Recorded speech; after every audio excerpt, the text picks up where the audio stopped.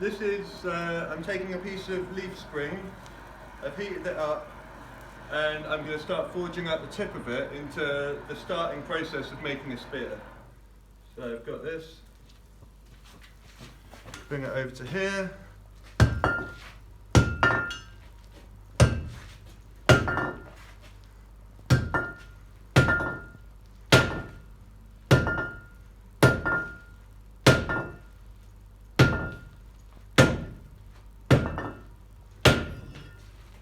That's it tapered up.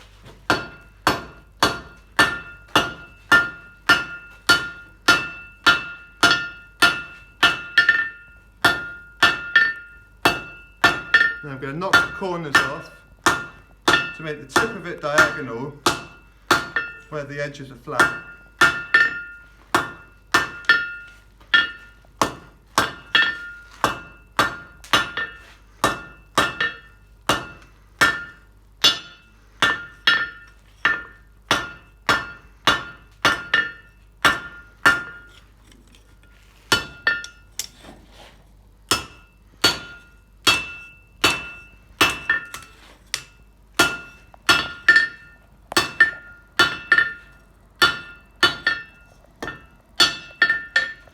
That's gone from this to this, using the lovely Comet hammer.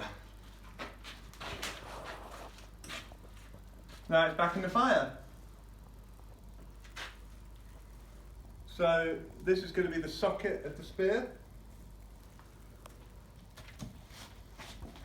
Stick it over here.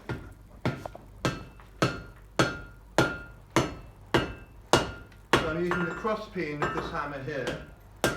Neck this in, take this over here, flatten it out, and then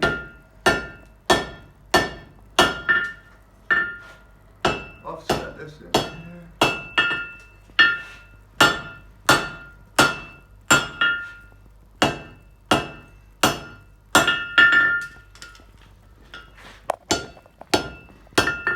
So that's it set in there now.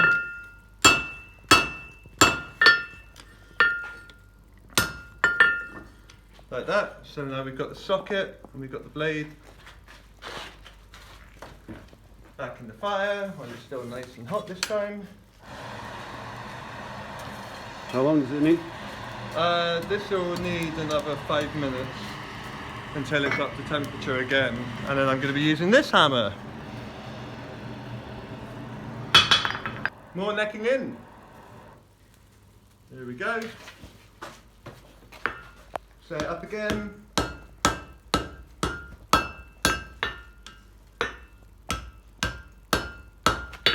Now over here.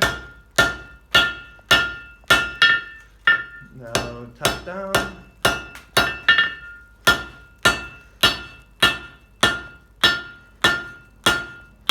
Watch out for these little bits of scale, because if they land on your hand they can be uncomfortable. You know, like melt the skin off your hand, kind of uncomfortable. Oh yeah. Oh yeah. So now that's much more neat in here. We tried to keep the same amount of material here and here, and then that's tapered in but still thick along this point here. Back in the fire. So now I'm using this hammer here with a very rounded heavy face to start spreading out the cup or the socket of the spear.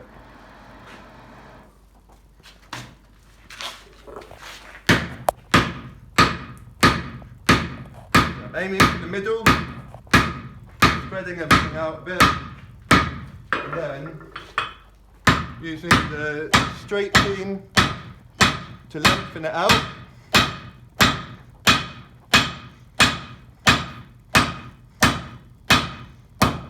And then you turn it round, flatten out those hand blows.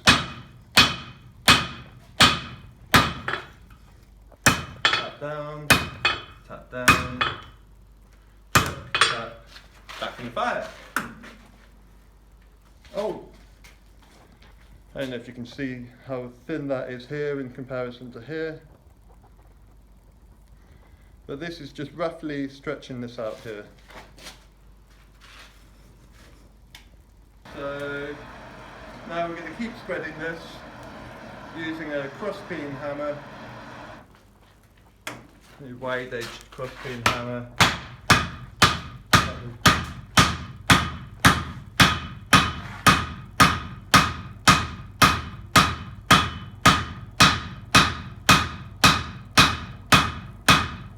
Diagonal.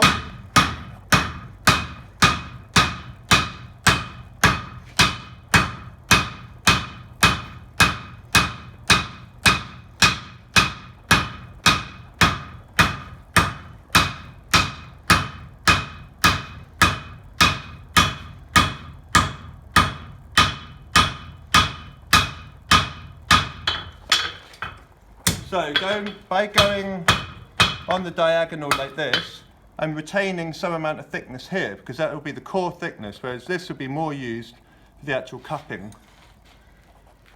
So that's this. Back in the fire. Back in the fire? Back in the fire. Why? That's the phrase that we say. Back in the fire. What? Get it back in the fire. Don't have it hanging around. So now, got a smaller crossbeam hammer again. That's it. If you've got hammers, you've got to have lots of different hammers. One for each random, specific little task. So you can try and heat this up quite quickly. Not too quickly, or else the thin edges will burn. What did you turn up to make the fire go like that? That is the bellows, which controls the pipe which goes into the core of the fire, which is controlled by a big old electric fan out the back. What's your idea?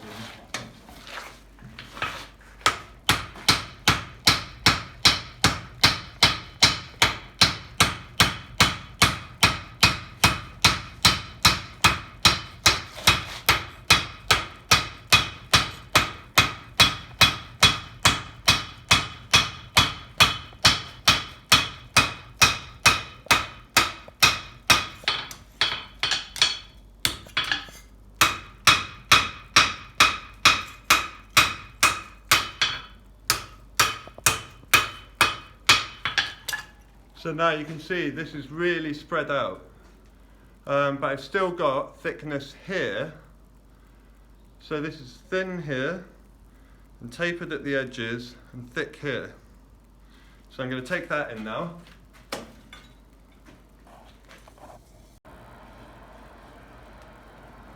So now I'm working in the base of the spur socket. Excuse my bad sign language. I never learned sign language when I was younger. So I'm using the toe of the hammer here to really toe in.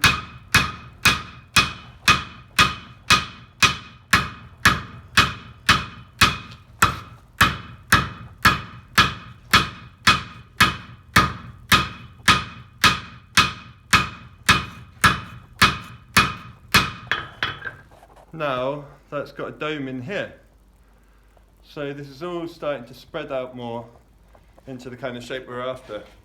It's very good. Jar.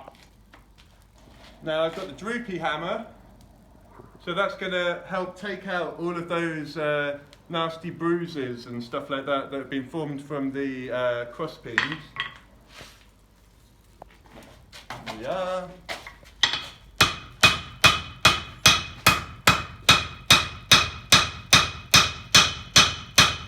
Spread that material out.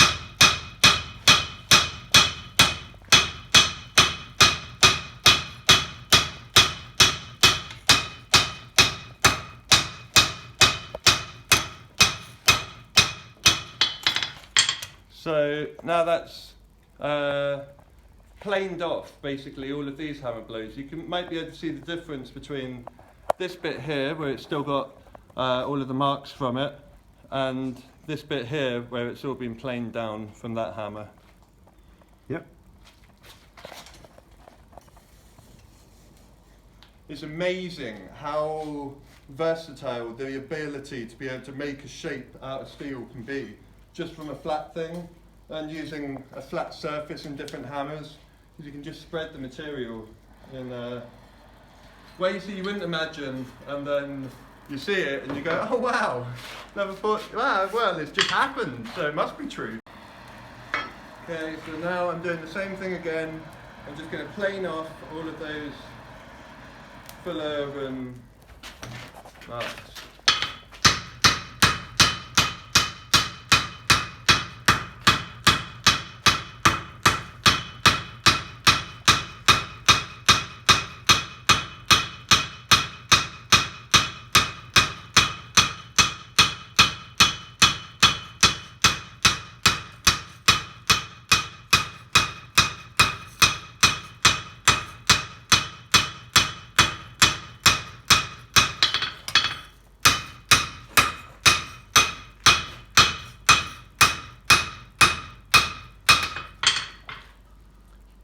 So that's this now.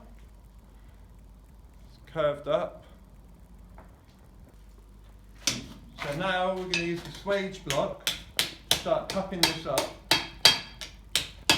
So these graduate down in size.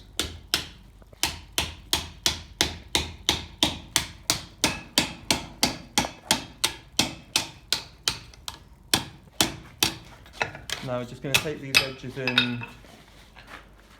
Ooh.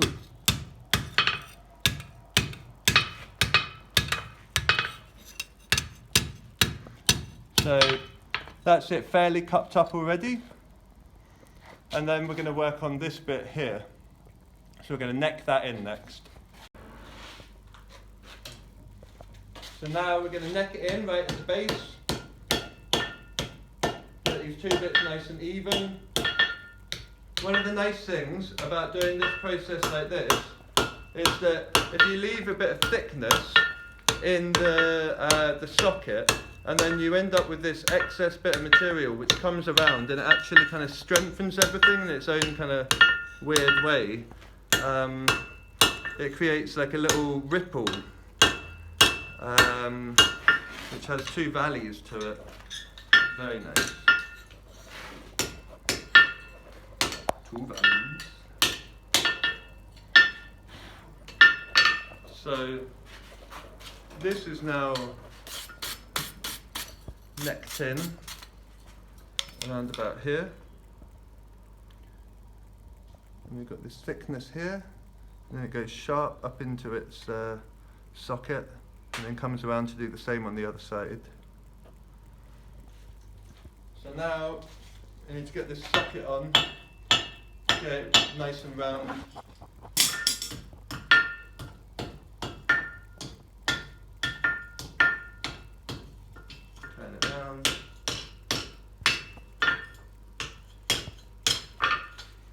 Get these back, take this off, tap this in,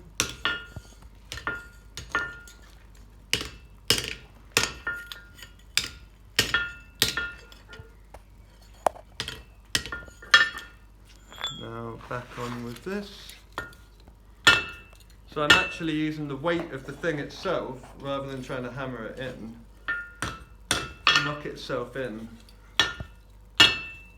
Also gives me a good idea of whether or not this is going on reasonably straight or not.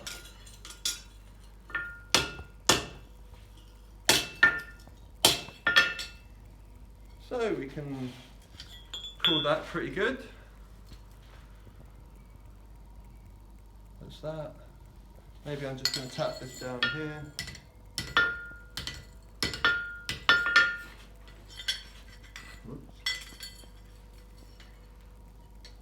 And that's that there.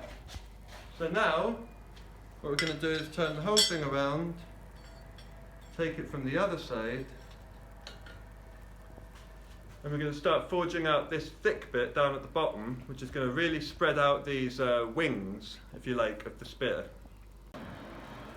Okay, so now I'm going to neck in near the base of the spear to give me like boar spear like flanges.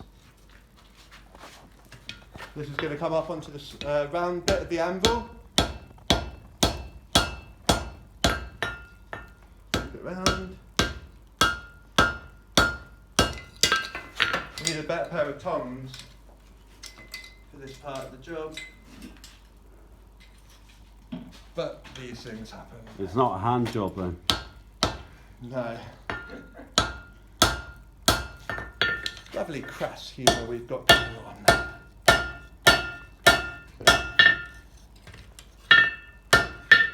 So any area that got bent off a little bit needs to now be straightened up a bit.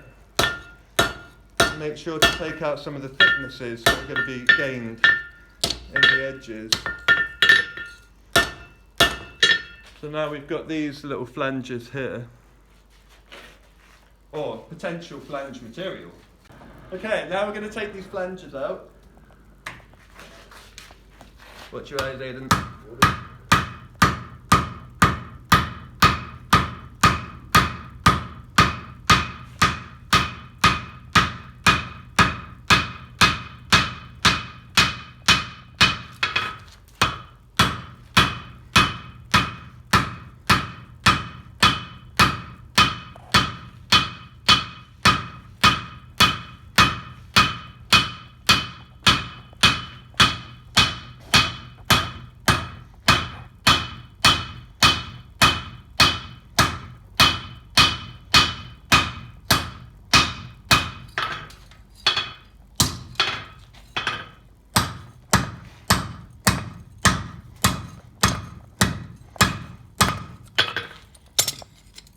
A little bit squint maybe actually. But hopefully I should be able to take that out later or grind it down. Now I'm going to use a smaller hammer to spread the flanges more to the certain outwards basically.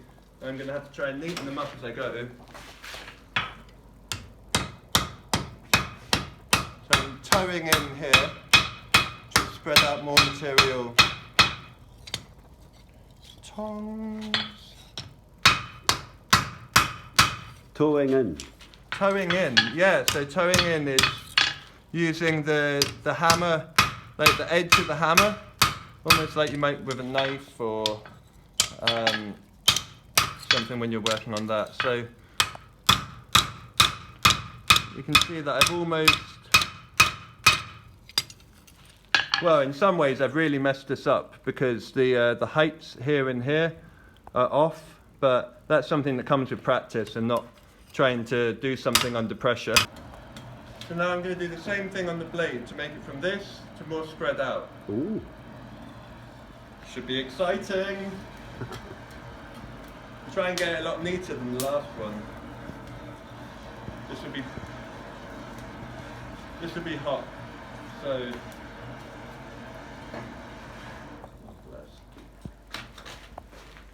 it's alright, Aidan, it's not that bad. Maybe it is. Yeah, it is.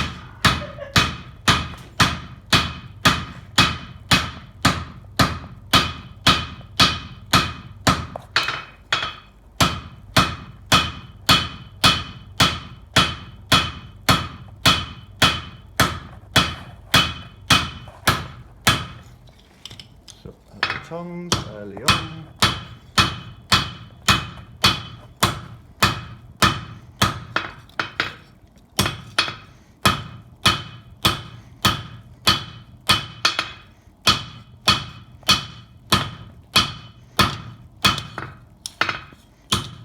So I'm still trying to keep a central ridge in this middle bit, so it's got thickness going through the spine, see? Maybe, if you can see. Then we still got a lot of thickness up in the tip here.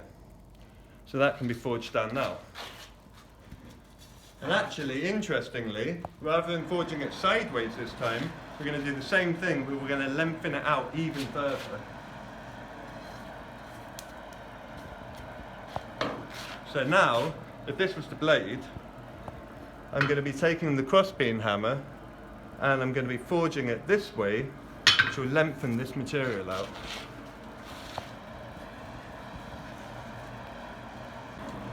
Okay, so now I'm going to do that.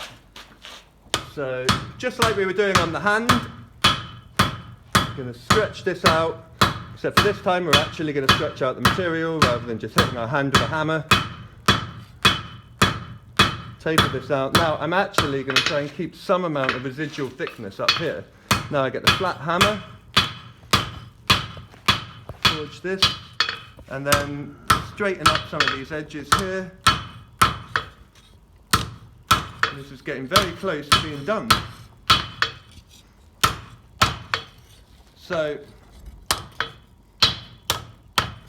if you can see, there's sharp here, there's still a lot of thickness in here.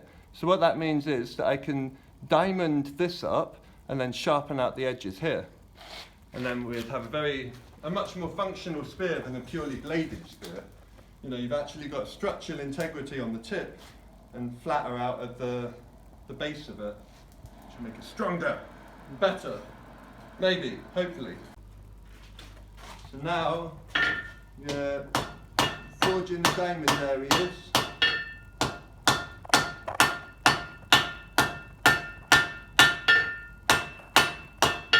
Forge it flat again.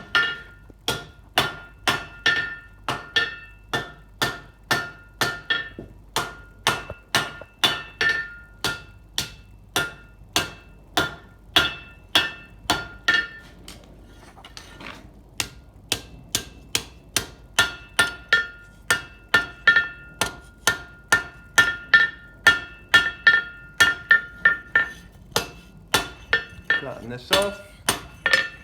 So now we've got this diamond at the tip and then wider as it comes through.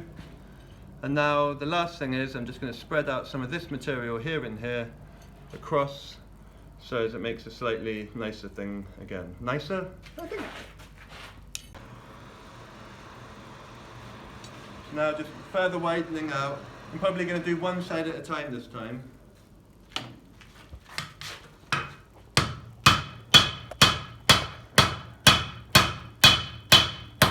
Quite heavily force it in, and you'll see how the whole thing is curving away at this point.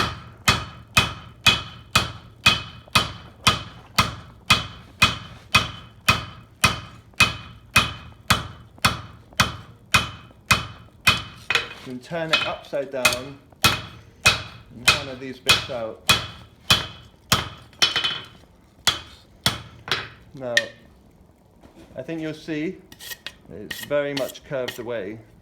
It's sharper all the way up to the diamond and sharpest at its thickest point out here. So now I'm going to take this second side and I'm going to do the same again. So final edge now, I think.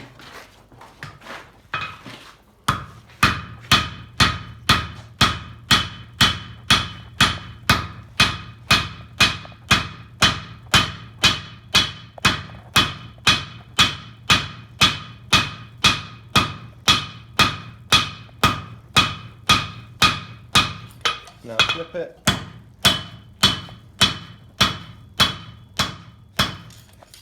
Now neaten up.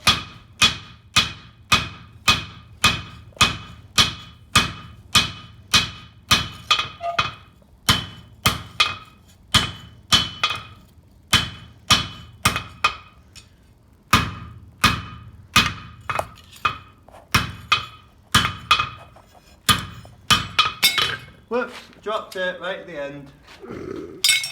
And now, so the last thing that I could possibly do is take this area here and heat it up and then try and sort out the alignment between these prongs here so as to make the blade just a tiny bit more central, and then that'll be it more or less done. So now I'm going to give it its final heat, so I'm going to give it a brush down at the same time. And just take out some of those final few kinks. Very bouncy when I go tongs. So we're going to take out here.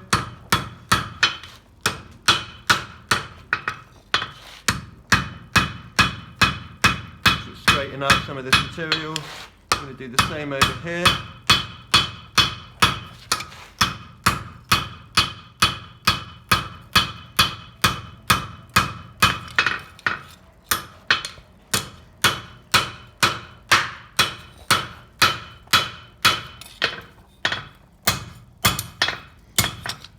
this is not a perfect job. I even refer to it as more of a practice piece. A what piece? A practice piece. And I think I might need to take another heat on it. Or I might just accept that that is the way it is, and I'll just have to nip off this with the grinder instead, make a little finger-shaped groove in here and here, and then sharpen these bits up, and it should move into a better alignment. For a half an hour jobby, not too bad. Not too bad at all, if I do say so myself. Straightening and then normalising. And then I just noticed there's a tiny little kink in the socket that I could take out now. And then we are totally done. Totally done. Okay, so now I'm just going to straighten out that socket a little bit.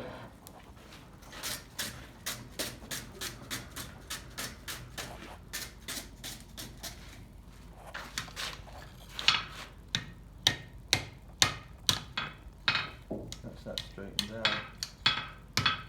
Knock this in, knock that round. Tap, tap, tap.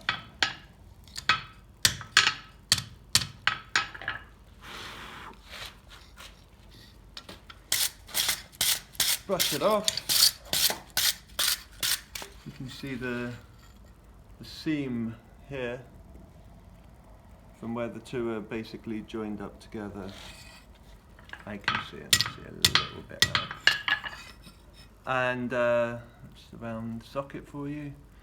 And I've just had a silly thought, but I could put my stamp here. So that will be the last thing. So this is the last bit. This is my stamp. So I'm just going to stamp it right near the base of the spear now. Fire's nice and hot. So I'm going to put this down here, ready. It's in the tongs. Get this out. We're going to all hope together that this goes through nice and easy, just in one clean movement. Of course, these things can go wrong. But brush. You take it here. You get it over the edge here. I'm going to pull it back a little bit, line it up. Hammer it down. That's terrible, Peter. Absolutely terrible. There we go. Stamped in there.